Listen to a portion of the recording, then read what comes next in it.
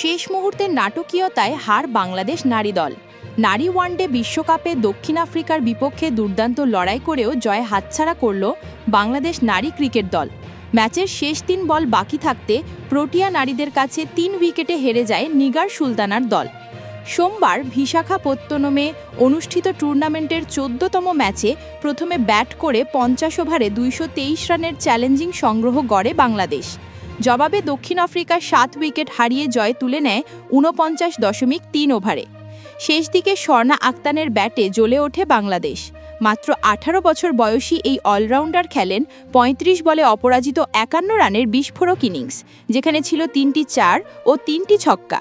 এটি বাংলাদেশের কোনো নারী ক্রিকেটারের এক ইনিংসে সর্বাধিক ছক্কার রেকর্ড এবং নারী ওয়ানডেতে দ্রুততম অর্ধশতকও বটে। শেষ ৫ ওভারে স্বর্ণা ও ঋতুমণির ঝড়ে বাংলাদেশ পায় অতিরিক্ত ৫৭ রান। ঋতু খেলেন ৮ বলে ১৯ রানের কার্যকর ক্যামিও ইনিংসের শুরুতে শারমিন আক্তার ৫০, নিগার সুলতানা জ্যোতি ৩২, ফারজানা হক ৩০ ও রুবিয়া হায়দারের ২৫-এর অবদান দলকে মজবুত ভিত দেয়। ফলে প্রথমবারের মতো বিশ্বকাপে বাংলাদেশের নারী দল পেরিয়ে যায় ২৩০ রানের মাইলফলক।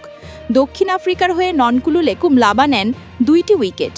ক্লোয়ে ট্রায়ন ও নাডিন ডিক্লার্ক পান ১টি করে উইকেট। জবাবে ব্যাট করতে নেমে শুরুটা ভয়াবহ ছিল প্রোটিয়াদের। নাহিদা আক্তারের ধুর্নিতে ৭৮ রানে ৫ উইকেট হারিয়ে চাপে পড়ে যায় দক্ষিণ আফ্রিকা। কিন্তু অভিজ্ঞ মারিজানে কাপ ও ক্লোয়ে ট্রায়ন দলের ইনিংস পুনর্গঠনে গুরুত্বপূর্ণ ভূমিকা পালন করেন। শেষ দিকে নাডিন ডিক্লার্কের ২৯ বলে অপরাজিত ৩৭ রানে জয় নিশ্চিত করে দক্ষিণ আফ্রিকা। বাংলাদেশের হয়ে নাহিদা আক্তার নেন ২টি উইকেট। শেষ পর্যন্ত হারলেও ম্যাচ জুড়ে বাংলাদেশের মেয়েরা দেখিয়েছে আত্মবিশ্বাস, লড়াইয়ের মনোভাব আর সম্ভাবনার ঝলক। তরুণ স্বর্ণা আক্তারের ঐতিহাসিক ইনিংস যেন ভবিষ্যতের জন্য আশার আলো ছড়ালো বাংলাদেশ নারী ক্রিকেটে।